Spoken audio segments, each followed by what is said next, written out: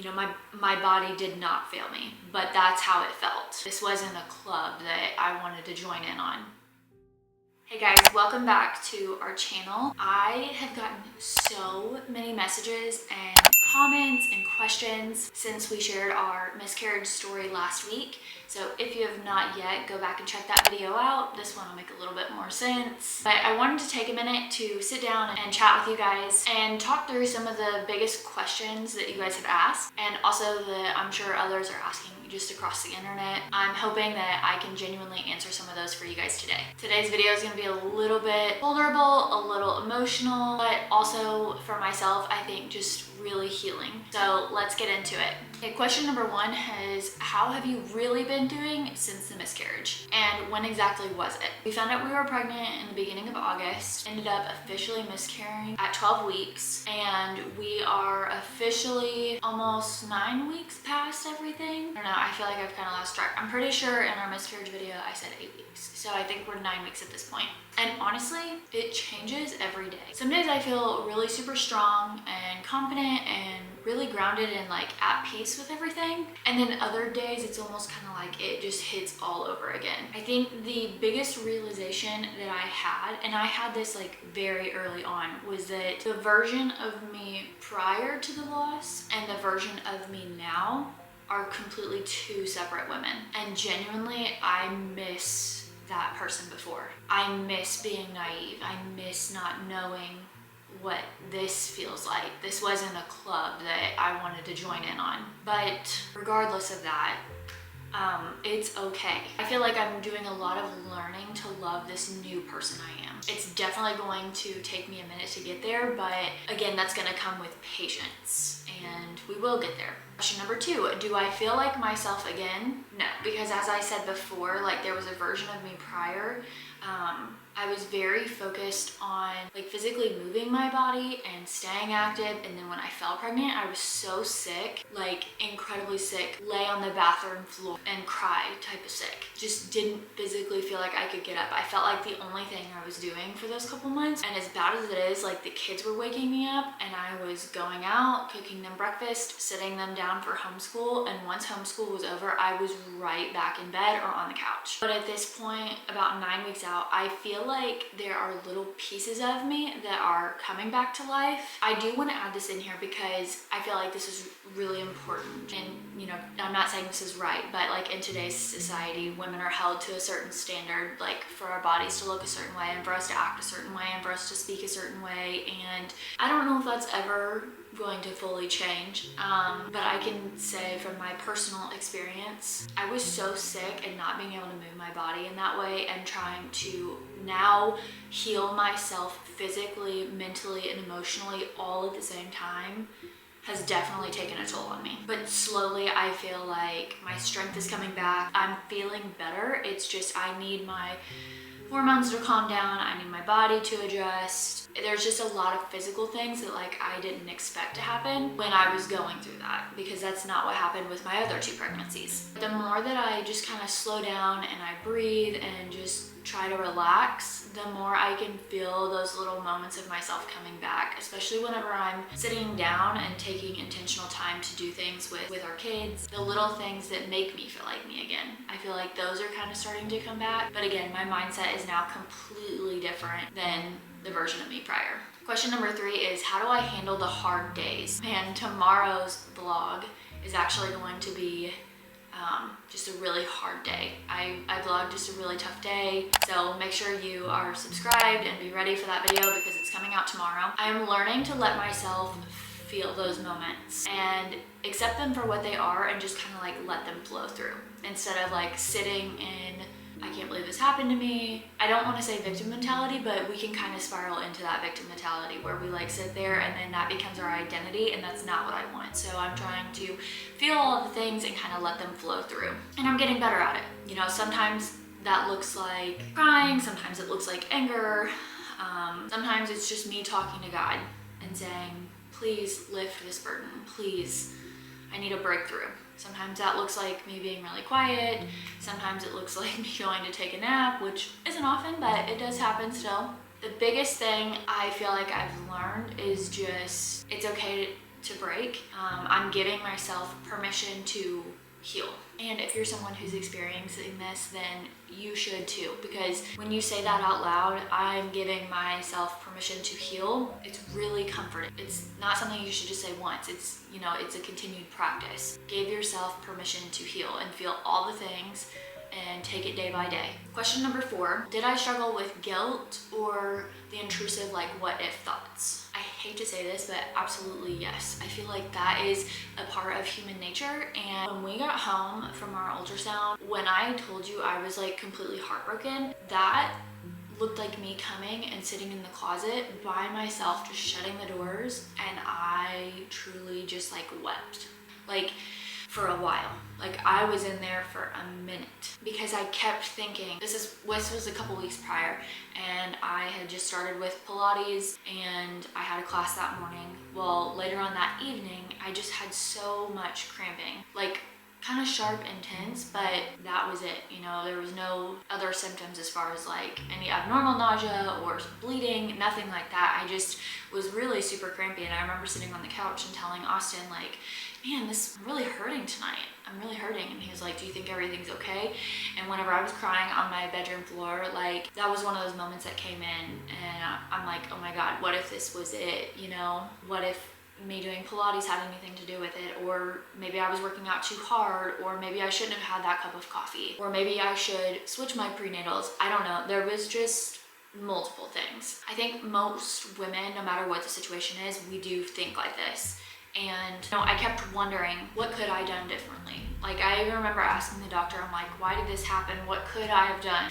And she basically was like, I need you to understand that there is nothing that you could have done that caused this. You know, you're a healthy woman. You've done everything right. Unfortunately, this just more so means that there was something wrong with the baby. You know, my body did not fail me, but that's how it felt. My baby did not leave because of anything that I did or that I didn't do. And truly, I had to let go of that guilt, and I just had to give it to God. And so again, this is something like a daily practice where I just have to remind myself, like everything that I'm doing now is to heal my body from what has just happened and to take care of my body for any future babies, and ultimately just for myself. Like we need to get myself back. Question number 5 was, how long did my pregnancy symptoms last after my miscarriage? So I honestly, had I not gone in for my ultrasound, I would have had no idea that anything was wrong. My symptoms had literally let up in the tiniest bit a couple days before that ultrasound, but I still felt pregnant literally up until I miscarried, and even a couple weeks after. We had our trip to Mexico planned, and I was freaking out because I remember my doctor telling me that, like, you know, I had multiple options as far as like I could go in and medically have this done, or I could just wait until the baby passes at home.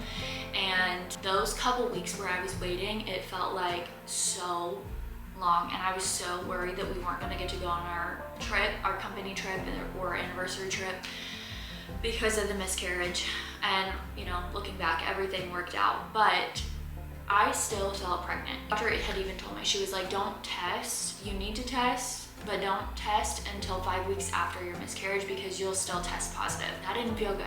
You know, my body was still experiencing everything. The nausea went away, and that was better, but like I was still so tired. I was a week away from coming out of the first trimester, so I had a belly on me. You know, it's mentally, it messed with me so much because I'm like, I don't understand, my body's doing all the things. How can I not have a viable pregnancy? Like, I feel pregnant. I feel pregnant. Question number 6 was, how did we decide to navigate telling the kids? The only word I have for this is heartbreaking. However, I do see the silver lining of it because I do feel a lot closer with our kids now that they got to walk through the whole truth with us. They were obviously there for the ultrasound. If you guys watched our video, you saw that. I had to go back in for a couple more ultrasounds over the next couple weeks, and the kids came with me to both of those. So I even had Emerson in the room with me to explain what was going on. And we just decided, you know, honesty is going to be the best policy. Like, they've been here for it. We're locked in. We got to explain to them that our baby was sick, and our baby needed to go home and be with Jesus. And it was just devastating. It was. There's no getting around it. It was heartbreaking. However, I will say that their innocence and questions have helped me heal. And I hope that being honest with them, like I am still teaching them and encouraging them to have these tough conversations. And I don't know, I hope they're learning from it, and I hope that they continue to feel my love through it. They still talk about the baby, and I genuinely love that. Question number 7 is, are we going to immediately try again, or are we going to wait? What are we looking at here? When this first happened, I immediately was like, no more. Like, I cannot experience this. Like, I'm so heartbroken. This is an awful feeling. And then as time has gone on, like I said earlier, I'm more so focused on like, we need to heal. I need to heal. I need to heal my body, mentally and emotionally. We need to heal. So stay tuned, because we are going to be sharing our TTC journey, but I think we're gonna give it a little bit of time.